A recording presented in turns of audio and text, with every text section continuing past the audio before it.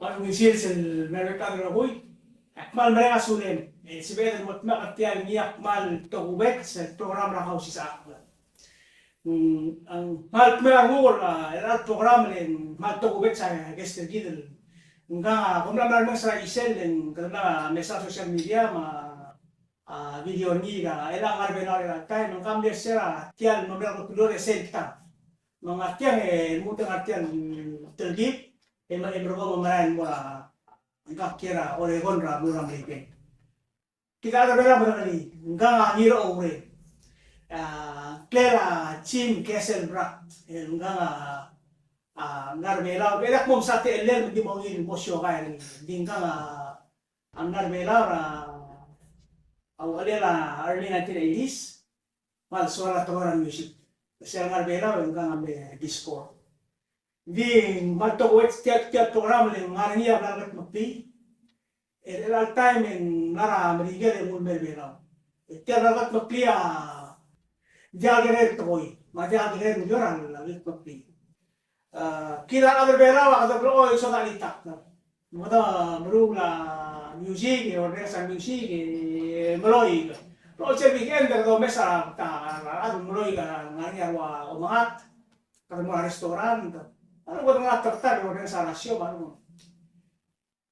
hindi ko rin siya true na kasi tatlamo kasi tiang at alin si tiang itak at alin si tiang ngarablo itak taan mo itak misalnya ada mereka orang yang flow ya dia rin kasi tiang itak agin bulu tiang di sila kita maka mereka flow ya kita flow oi al adu makora ketika al adu ngara auto suet men mutela kerjanya orang asal dulu sih kan litak sen lo di bawah litak lagi kan agar beda orang ramah kalau di bawah litak lagi kan hura litak tinggilah hura litak kerja nara orang le inspire tir malu sel orang nara udah swir wasi hal pergi seduli dia untuk kita litak ya bo ebok sih dia hurni ya bo aku sih hurni yang hur gitu kerjanya kan suatu mau mengenal wasi terwat al agar beda kerja masal ambil lu soal litak baru betul litak lah pelanus. Ingat rakyat kelilus. Tial ang malu aku. Tial program berarti nak kau bisa lah. Aku berjalan di Ngirchoureng. Malu aku bermula tiap itu pun ni. Tiang wasi adidir nak Palau. Songs of Palau. Ra 1915 dan mula 1917. Kiasa lagi sah kota mesa masih. Kalau litak model kalau ada litak lah, orang mama kata litak lah tiang 1950. 1950 lalu telan 2022 107 years. Ya kalau litak lah, Ahmad dia tahu litak lah orang sebut litak ini. Saya cuma masa ngomong ni aku. Berada pak manok tak sebenarnya di masa tiang yang awal kali. Di gym, apa mereka sudah mau saya 3 ke 5 mm. Yang mul mechoin lagi dong si mo we can use this opportunity to hear from you because the scale and the war behind this book we know just by looking at the volume the thickness kaya nga 151 ang litak ransi el sel over al sel ang usay kele notes ra music ulgo lang asya ra ukyo mes mo madali ahurni maalda at an ma aral niya melu sa tay melus manggil wayan lulus sekalita iklo luriora magat mo katya mangakmal bena sule mo siya mugongay to come to this program and then we can do a little bit of discussion on this book and then hear you with some of your musical skills and anyway Jim I thank you. So what I would like to start off with is to give you an opportunity to maybe give a brief introduction of yourself to the viewers, and then we can start from there. Awesome. I was born. No, I'm originally from a small town in Illinois, in central Illinois. Nothing really remarkable about my upbringing.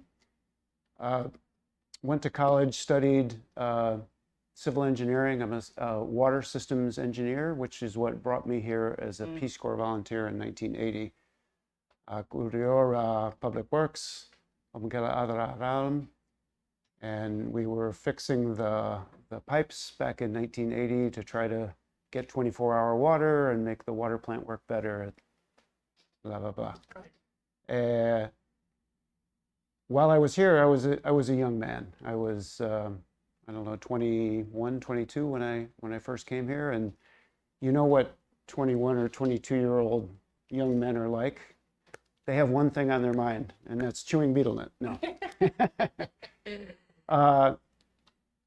But during that time, the music that I would hear here when I first came, my first reaction to the music was, we were at the Palau Club back in 1980. First week I was here. And for those who weren't alive back then, the Palau Club, it wasn't up where it is today, where it's on the second floor. It was on the first floor, just one floor of the building. And the band was on the stage. It was a full band. I don't know who was playing the night that we were there, but there was a little stage and then tables and people would dance, but no lights on the band at all. You could hardly see the band. In fact, sometimes the guitar player would be sitting outside in the parking lot playing his guitar with the cord coming in through the window, talking to his friends. And I thought, wow, this is really strange. This is so strange, because I had come from Ngirchoureng, where the band was the focus. You have bright lights on the band, and the singer's voice was really front and center. And in the Palau Club, in the Barra Matal back in those days, the singer's voice was way back, and there was a lot of reverb on the mix. And to my ears, it was really this strange sound. And I thought, oh, this is going to be a long 2 years. But over time, it became kind of the music that I got used to, and it became the music of going out to Mochacha and Musika Ngirchoureng, and it really started touching a certain part of my soul, especially the songs of Sikitong and Tres, Mabrisha. Those really, really kind of went deep into my soul. But back in those days, I didn't really understand. I didn't understand at all what the songs were about. I just heard the sound, and especially those Japanese sounding songs, the minor key song. Oh man, those would really do it for me. So later on, when after I left Palau, I lived in Palau as Peace Corps from 1980 to 82, and then I lived in Yap for a year.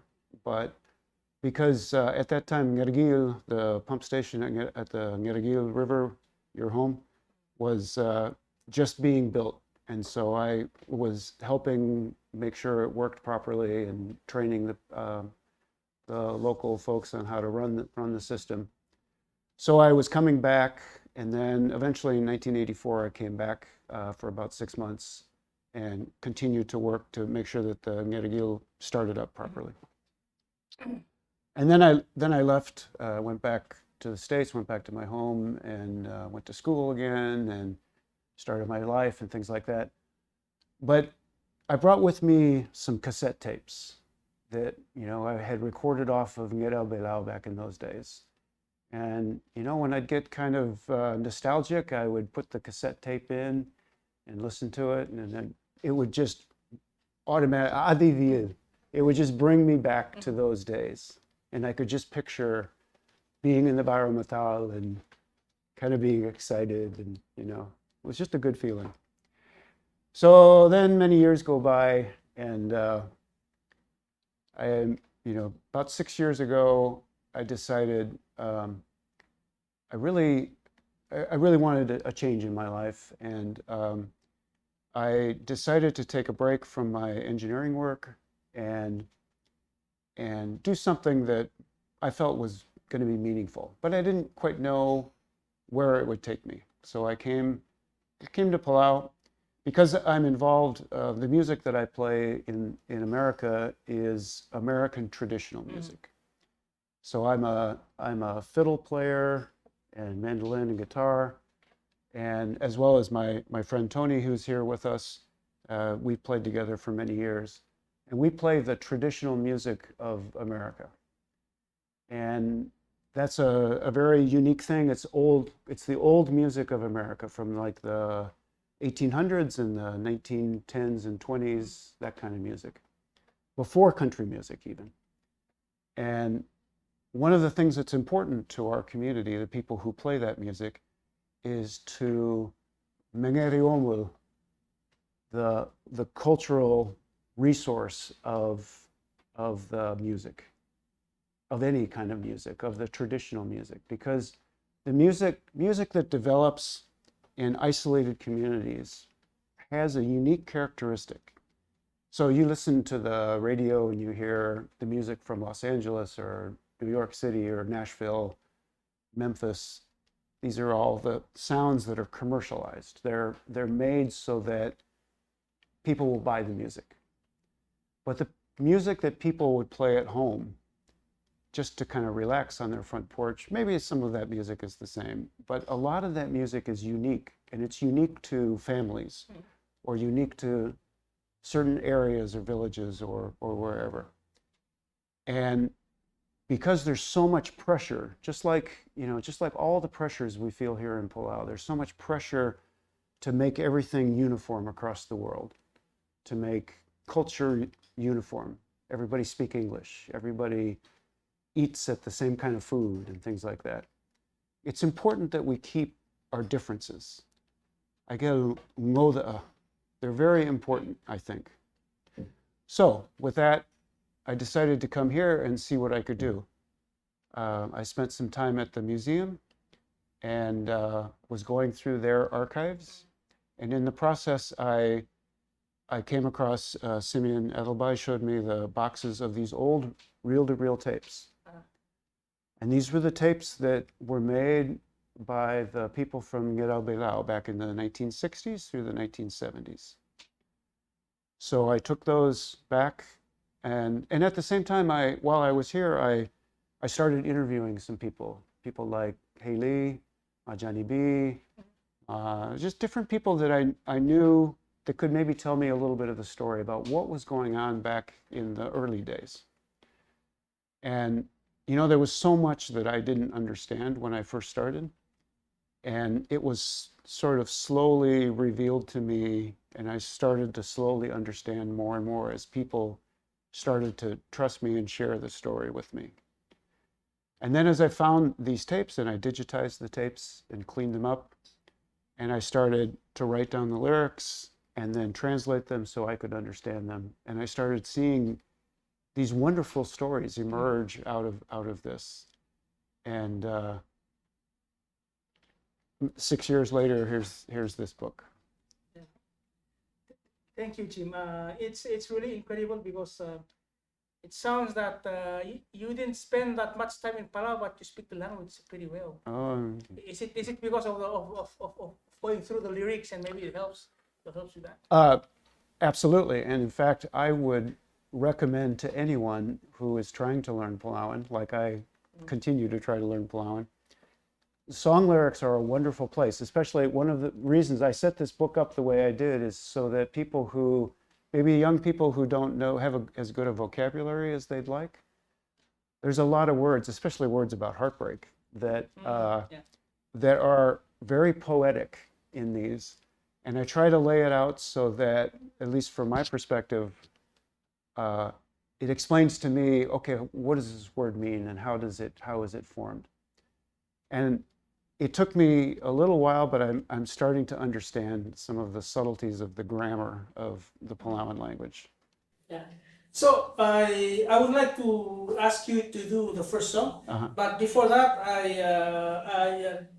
I want to ask, where did you get your start in music? Did you come from a musical family, or did you learn by yourself?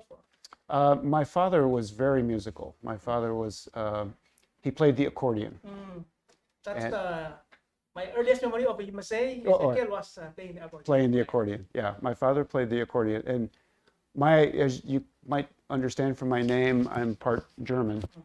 And so my father played a lot of polkas, German polkas. That's a very big thing. But he played everything by ear. He claimed that he couldn't read music, although I think he was lying to me. But he had a wonderful ear. As soon as he heard something, he could just sit down and play it at the piano or on the thing. So when I was young, the first instrument I learned how to play was the organ. And this is not the organ that you're used to here, but the organ that has, different keyboards and the foot pedals and all that stuff. And I was like maybe, I don't know, fourth grade, fifth grade, something like that. And I hated it. It was so, it was not cool. Later on, I heard like organ, the blues and all that, and I thought, oh, if only I'd known that, I would have stopped. So I stopped playing that, but then when I got to college, all my friends were musicians. And so I said, oh, well, everybody else is playing. So I picked up the violin and started learning how to play the fiddle and played rock and roll fiddle, which was really awful, I think, looking back. So when I came here to Palau, I brought my fiddle with me. And I was living just up the hill from here in a house with the family, with the Ngirchoureng family, and and I realized that the violin was not a very good instrument for here because it was very loud and you couldn't just play it softly. So I bought a mandolin because the mandolin and the violin have the same fingering on it, and I just ordered it through the catalog. Back in those days, the Sears Roebuck catalog, and it was mailed to here. And so then I think I bought a guitar because I knew a little bit of guitar, and then just started playing. And I learned maybe 3 or 4 Palauan songs. That was all. I knew Continental or Micronesia. That was my big hit that I could do. At that time, that was a pretty big hit. That was a pretty big song, yeah.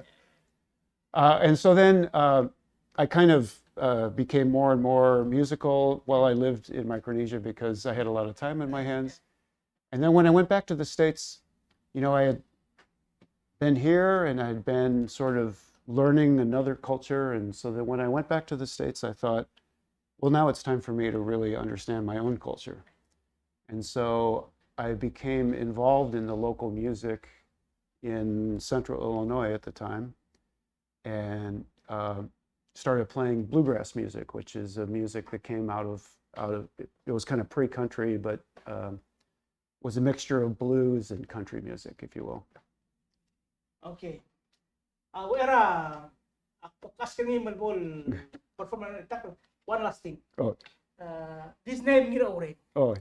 Where did it come from? Okay. While I was working on these translations, I was working on the song By Derangula Iot. Oh, it's a song of Kodep Kolav. And a friend of mine, a Palauan friend of mine who lives in Phoenix, she would help me with a lot of the words. I'd write to her and I'd say, I don't understand this. What is this? And when I started translating that, I was like, wow. When he, especially in the first verse, and I've been leading off every show that I've been here with singing this song because it really proclaims Ngirchoureng.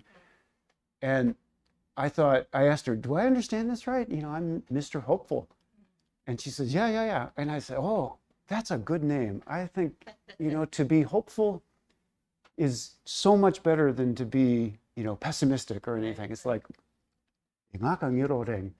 I like that. So I just took that on. And then I had to ask permission from the Klolas to say, is that okay?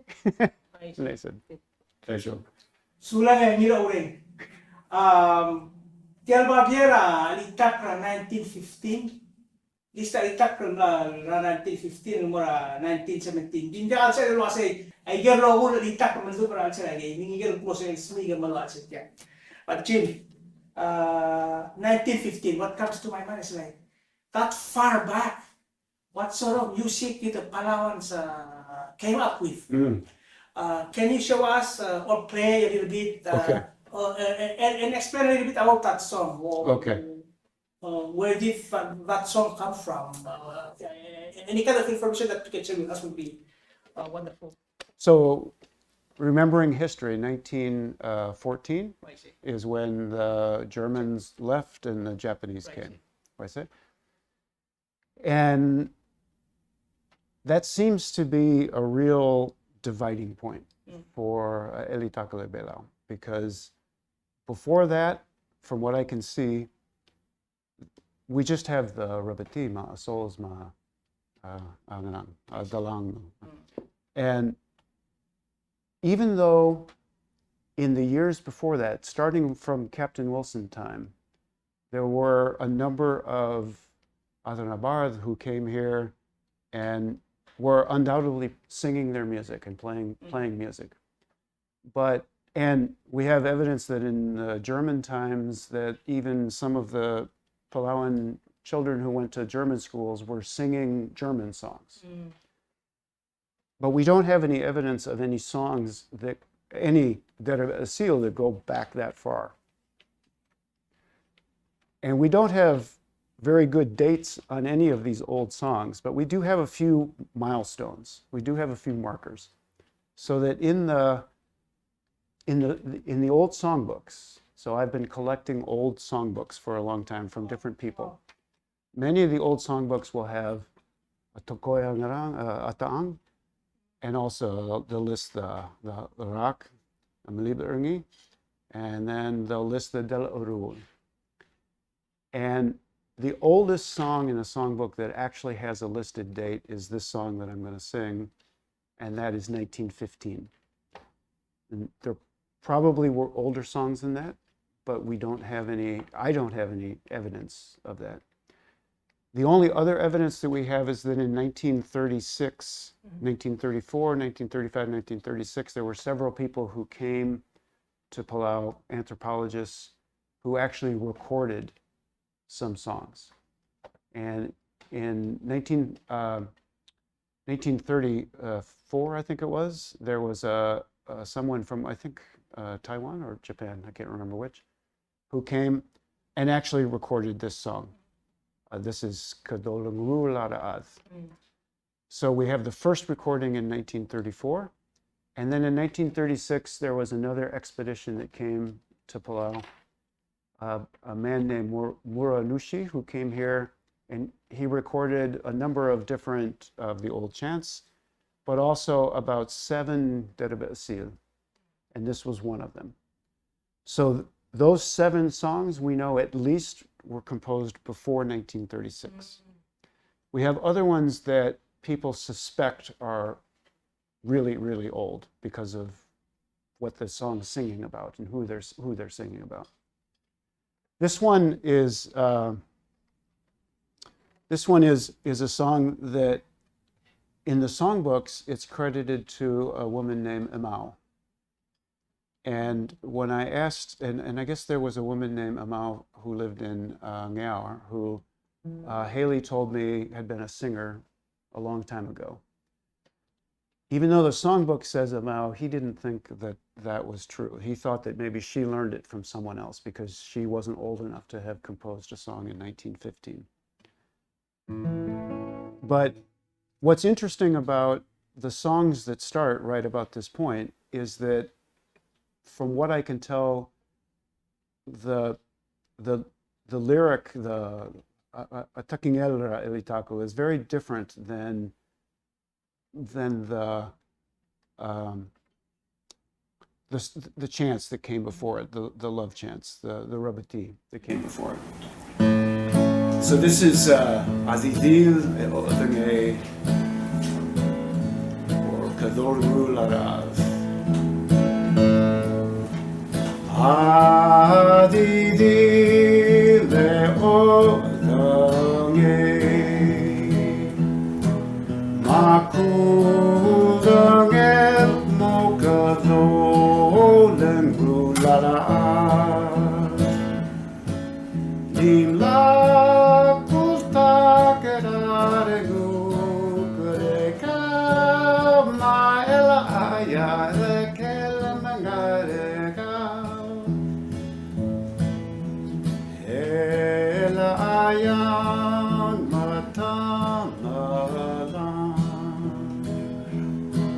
Matya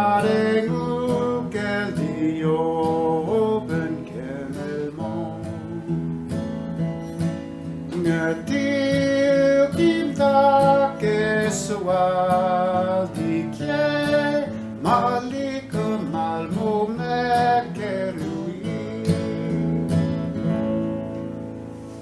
That kind of gives you an idea of Right.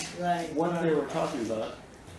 You know, this song has been performed so many times that when I first heard it, I just thought that it was, a song from the 1960s or 70s, but this is 107 years ago and it's still being played as if it was, yesterday.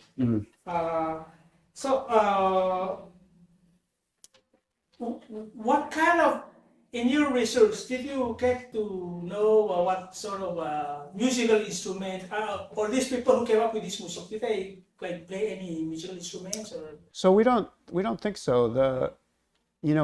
So I just played that on a guitar, Right. but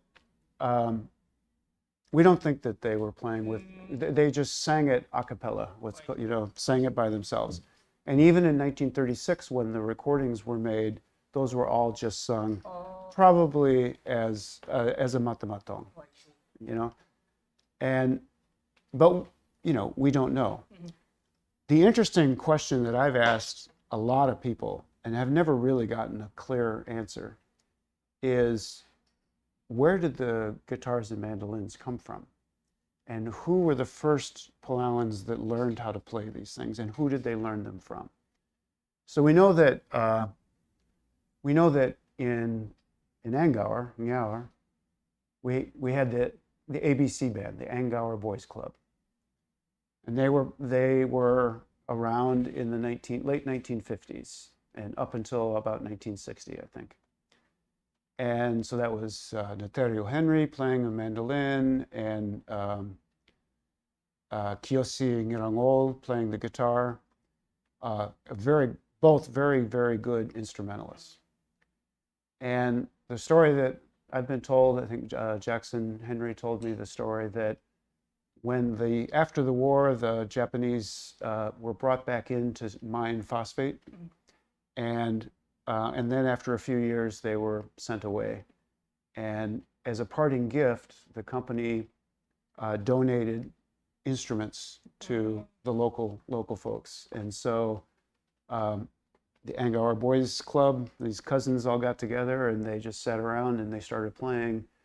And there was some teaching that had gone on between some of the Adras Yabal and the boys there.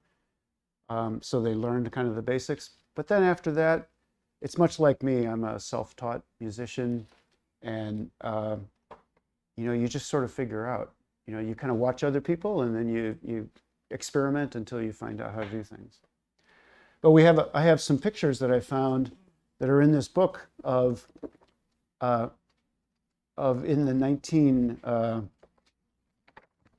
We have this is a picture from about 1935. I don't know if you can see that. This is it's at the mission up in I think up in Ngirchoureng, and the picture shows a number of young Palauans playing mandolin, or holding mandolins anyway, and as well as a bunch of guitars. So they were learning how to play some guitars. And actually we know one of the people that's in this picture was a man named Tatsuo Atachi. Oh. We learned that. Grandpa. Is that your grandpa? Oh, nice. And then we have another picture here that's from 1939 that also shows some mandolin players as well. And so we know that before the war that there were people learning how to play, especially up on Babeldaut. But we also have some wonderful mandolin players up on Kausischakl. And when I've asked people, well, where did they get their instruments and how did they learn? Nobody can remember. Jim Sulang, from the book and from the section on musical influences, it says Chukis. Uh-oh. Interesting that of all the islands in Micronesia, And Amara were influenced by the Chuukese music. Can you shed some light on that? Yeah. And how and why did it happen? And also, if there's you can share some of the Palawan Chuukese influence songs. Mm. Oh, okay. I have to think about that. So Chuukese that's an easy one because starting in the early 1900s, before in the German time, the phosphate mining on Angkor, and there were a lot of foreign workers that were brought in to work the mines, as well as some Palauans who were working the mines too, and really very awful living conditions, working conditions. But at the end of the day, they'd get together, and after they finished their dinner, they would get together and sing songs and dance, and they would share dances with each other. And their common language was they would speak Japanese and sing Japanese. And some of the earliest songs that we have that Japanese influence and also have the Japanese language mixed in. There were a lot of Chuukese that were brought in to work in Angkor, and especially my feeling is they're called Chuukese, but they were really Mortlock Islanders, because in 1901, I think it is, there was a big typhoon that hit the Mortlock Islands and destroyed the islands, and so then all of these Mortlock Islanders were dispersed throughout the Pacific. And I can't remember what year it's in the book, but there was a lot of Mortlock Islanders who were working in Angkor at that time. So my suspicion is that when we say Chuukese, what we really mean is them. And how do I know that there's Chuukese influence? Again, because in the songbooks they talk about the Del Arul, and they'll say Chuk, or they'll say Pohnpei, or Indonesia, or Russia. I'm going to play a song tonight that's from Russia, which is kind of weird to me. So that's the Chuukese influence. But what I think is equally important that people don't talk about as much is the Pohnpeian influence. So in, I think it was about 1910 or 1914, there was a big rebellion, the Sokez Rebellion in Pohnpei. And the Germans, after they killed about half the village, they shipped everyone else to Imalik. So they picked up this village wholesale and they just moved it to Imalik. And to me, it's not a coincidence that then in Imalik you have Ngirchoureng, you have all of these wonderful musicians and composers that originally came from that area. And we have a number of songs that are Pohnpeian in origin. And what the researchers feel is that the origin of the word matamatong is actually Pohnpeian, and that the dance was learned from the Pohnpeians. So we have these two Islander influences, and the songs that have that influence are really distinctive. You can tell that they are. So one of the things I have in the back of the book is I have all of these indexes of songs. So I group songs together. I have all of these songs grouped together by their Del Arul. So let's see, what's a good one? Let's see if I can sing. So this, here's a song I've been singing. This is a song that was composed in 1938 by Skilang Mitsungi, my current favorite composer.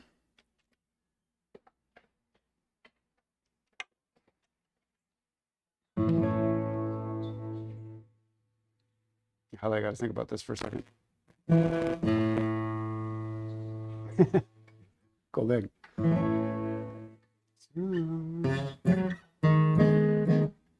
I'm not going to be able to play this. I'm spacing out how this one starts right now, but let's look at a different one.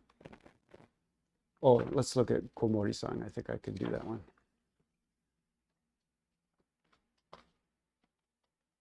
So, okay, this is Chukis. Now,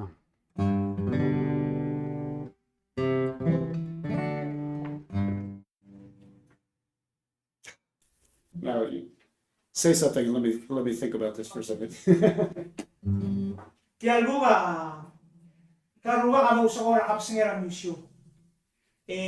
Mal di arbekla mal di mimok mal sebari mok mata ngomu elon moklo kara kapsengi. Museum mo ko mukul. Ngau ngile selong itak la. Yang ngoi ela ngoi itak tel nei smodi sel ora sel ora background itak story itak madal ru eno uskon. Tialuga sem tiagira museum. Sir obong en ekamarar lo kade makli nutuk aimo mong se emerald time ang ulik se mo buwa buwa ang mong sam sai ngi mong kinera ora autographer ngi mong memory ngi original ba authora ora me sai ngara buwa. Okay, so example of a Chuki's song is Adidil Rarokumatsu. Adidil Rarokumatsu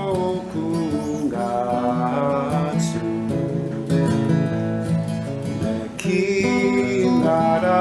elmo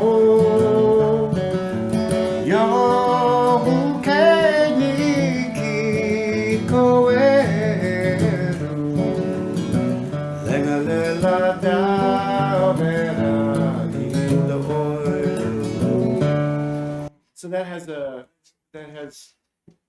Chuki's influence, and it would be interesting to learn more about the music of the Mortlach Islanders to see if there's a song there that has that same melody.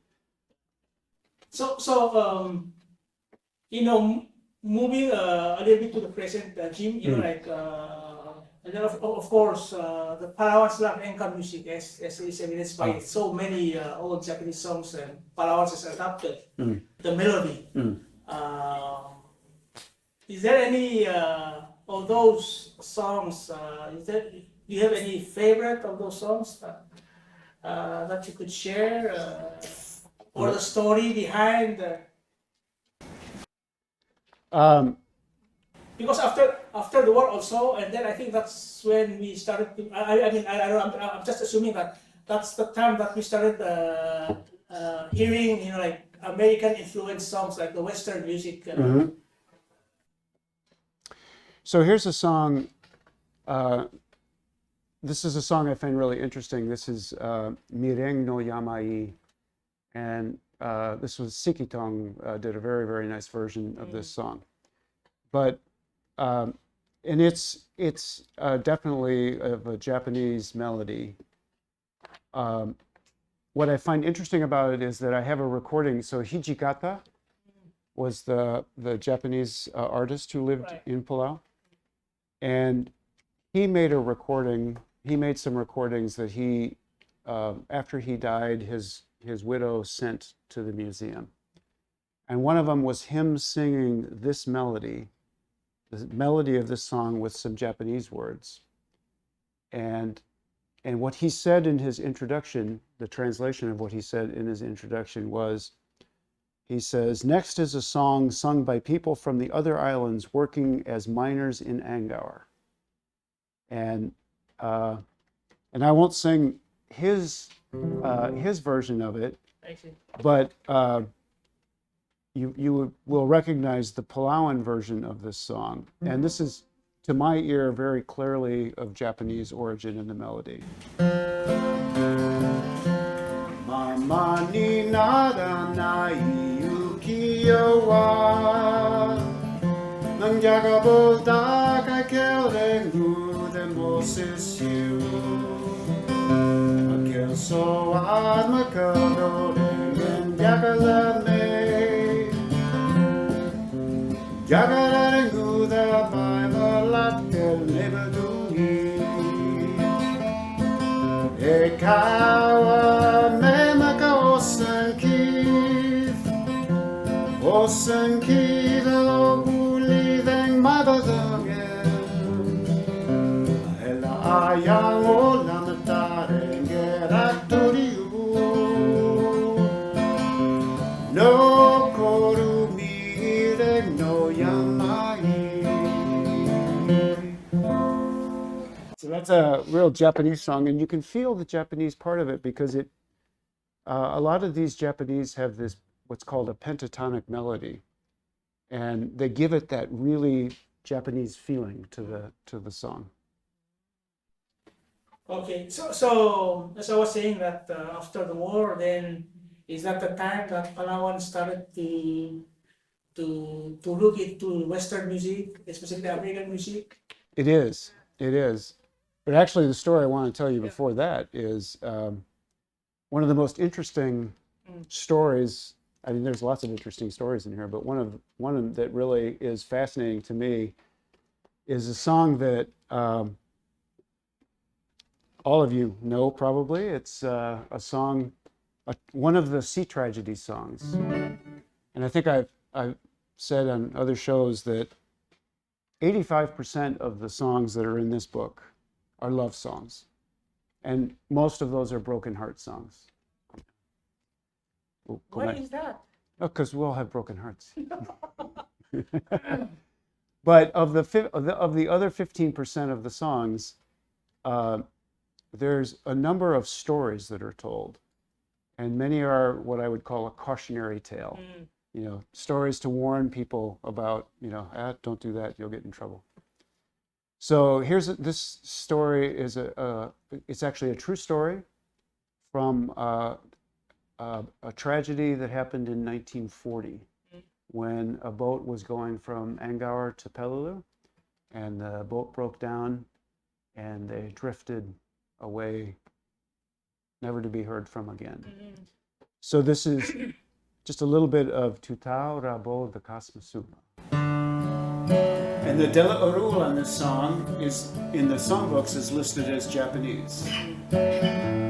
Tutau Rabo the Kasmasu Ebo the Kabira Olukulelbai Kibom Declara Sambas Ayol Tamase Selomos Kerlengerio and the Lulema Alore Kadara Makadu Domes Kidili Lukel Bekla Emo Abdo Now that song is interesting because Dela Orula Japanese. So I don't know, that song was written by Kabakol Alfonso, but we don't know when he wrote that song. In 1910, there was a song that was Japanese, written about a Japanese sea tragedy that's called Mashiroki Fuji no Ne. And it has the exact same melody. This is a tragedy of a boat accident that happened off the southern part of Japan where 12 high school students drowned because the boat sank. Mashiroki Fuji no ne Midori no Enoshima Aoki miru mo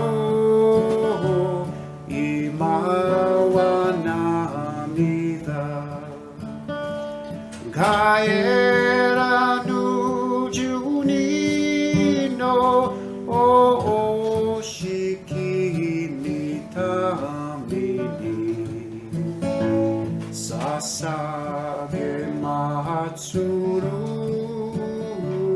mune tu kokoro Yoshi. But that song was written in 1910. Wow.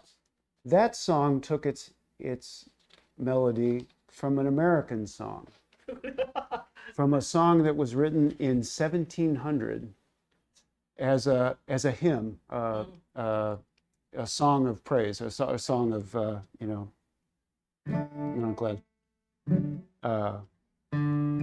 So this is a song that's called the Garden Hymn. The Lord into his garden comes, the spices yield a rich perfume. The lilies grow and thrive, the lilies grow and thrive.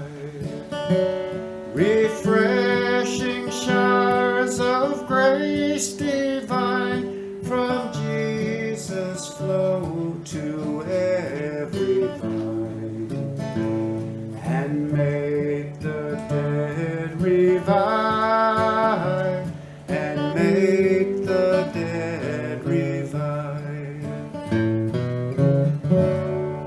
Isn't that cool? Yeah. Alitakra Bariga hula takabigara 1700s. Siya lang mula 1910, ginarulian 1940 portion dari kalangan. It's a small world. Why say? Ngirchoureng kita kaman sauli kita temer manungin. Okay, we've come to the end of our program. I would like to give you one more opportunity, maybe to say your final parting words or play music before we say goodbye to our viewers. Okay.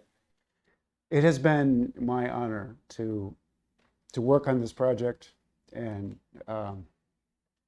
all of the people who have helped me, the people who have trusted me with their stories. And I promise I won't tell some of the stories. I'll keep them kind of hidden. But it has been quite an honor to be able to do this, and I'm glad that I could play a small part. And what I'd like to end on is I'll sing just a little bit of a song going back again to the early time.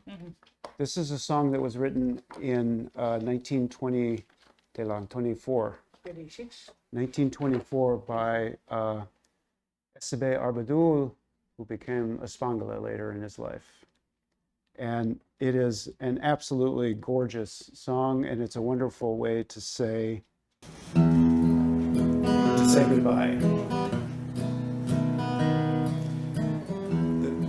The title of the song is Hakanai Watashi, which means in Japanese, I am almost fading away as I give up on our relationship.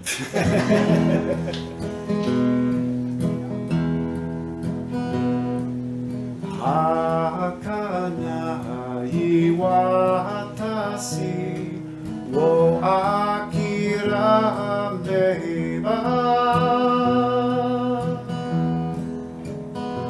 shizareki de odange kabodo libregi.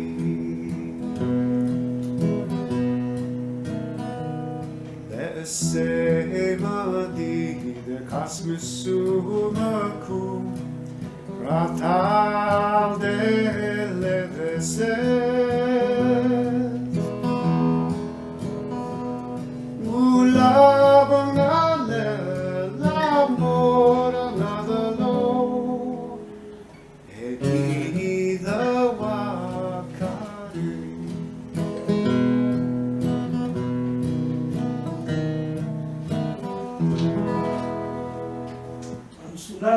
Mr. Geselbracht. Aku nama kau sih, jadi tu terus aja sih. Angin orang Arab sini alu tu, orang Muslim. Arab sini mengajar kelas masih seperti mo 6 o'clock. 6 o'clock. 6 o'clock. Ilmu Malaysia ni, oh sisi utai. Sebelum aku Arab sini mau berbuat lagi. Mungkin sebelum lihat pun, kalau orang pemula dulu semua dia lihat, baru melihat lihat, lihat pergi. Somal mo to kaya ako lagi sampol lagi kita bolong raw sa ni. Inse na bola bisu. Embargo nga tiagi la tegi serbu lagi to alta kana sen. El otro ra bisu no de bakti matura ani morni. Musibe man mo ba mara bola. Ese mo sa mo sa ni gine na raw wase nga Ako ko ni. Dia lagi ya to ai selesai. Dia amat to luyur lah murni. Mali kene apart kana kali. Mali was a great honor for Mr. Chief Geselbracht to allow me to be part of a small discussion group. Kamal sa second time. Ra ko spero mora. Dire no sino ba bebe ra alita kana si dia. Dia Miguel Tarababier na nukatmok ka Palau. Umarang wase yukukan mo kawabier. Niya tarayel balboto uspe niya ano kailangan time makluhukan ni rangal gate. Diwang nga ruba sel alitak sel laluwa alitak o tira rebelo. Mo tia history bit masiba na nila rebelo. Mo ti sel wase yang mas kawage ngere mora asim ang mado el momes el mora. Pagkatapos su Malaysia sudah lagi orang lain. Yang jima Ngirchoureng global lo ya aku das yang mau betul ada lagi raklu berada di musuh. Mengalami orang makmal urge kami juga. Makmal malah kami wasi orang musuh mesra apa sih? Merawang muabur. Makmal di media ya di mana dengan sulit. I'm sorry. Kembali.